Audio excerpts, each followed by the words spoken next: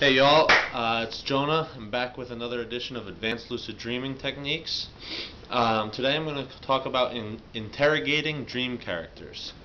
Um, but before I get into sort of different techniques for questioning the characters that show up in our lucid dreams, I'd like to address sort of our conception of what dream characters actually are. And there's a lot of different takes on this, and I sort of break them up into two different paradigms of thought. The first paradigm of thought is that dream characters are just reflections of ourselves, reflections of different aspects of our psyche, and that comes sort of bounded up in this idea that lucid dreams only occur in our minds. They're sort of creations of our brains and our psychology. Now, the other paradigm of thought is that dream characters that we come across in our lucid dreams are actually other energies outside of ourselves, other entities, spirits, perhaps other lucid dreamers in a shared lucid dream space. And it could be any and all of these different things. And this comes from the paradigm of thought that says that when we're in the lucid dream space, we're actually inhabiting a dream body, and we are exploring another dimension of energetic reality that vibrates at a more subtle vibration than our physical reality. Both of these paradigms are valid, and I actually believe that there's the potential for both to occur, and they are both simultaneously happening. But regardless of which side of the fence you fall on, or if you agree with me that both of these things are actually going on, we still encounter dream characters. And because we're encountering dream characters, we have this opportunity to ask them questions and learn from them. And it doesn't really matter if they're other energies that have inherent wisdom, or if they're aspects of ourself that have this hidden subconscious wisdom. We're still gaining something. We're still gleaning something from asking them questions. So what I'd recommend is, before you go to sleep, brainstorm some questions that you'd like to ask. Sort of front load those so that when you get into the lucid dream space, you won't sort of be at a loss for, oh, well, what am I going to ask these people?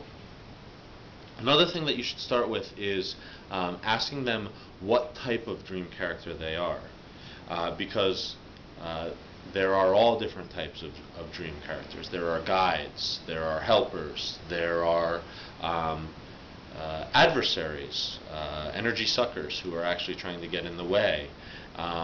There are healers, there are disembodied energies, there are shades, or people who were once alive who have now passed on. There are dream rangers or other lucid dreamers that are in that shared space. And so be sure when you start a conversation, just ask simply, what type of dream character are you? You may get a very straightforward answer, you may get an interesting answer that you have to later decode. Then consider asking such open-ended questions as, do you have a message for me? Do you have something to show me? Those can often bring about very interesting answers. By keeping it open-ended, you allow the dream character to bring whatever they have in terms of knowledge or wisdom to the table. When you ask very specific questions, sometimes you might get confused answers, because perhaps the aspect of yourself that you're asking, or perhaps the energy that you're asking, doesn't have an appropriate answer to that very specific question. So keep it broad. Unless you dial it in and you know that you're speaking to your grandmother who passed away 5 years ago, or you know that you're speaking to your spirit guide, or perhaps you know that you're speaking to that aspect of yourself that controls anger and intense emotional feelings like fear and or love or joy or that sort of thing. And then you might want to ask that particular aspect of yourself or that particular energetic entity a very specific question, like, Grandma, why did you ever get together with Grandpa? Can you tell me that story? Something like that. But I definitely recommend interrogating your dream characters. You'll find some very interesting answers, oftentimes answers that you weren't expecting.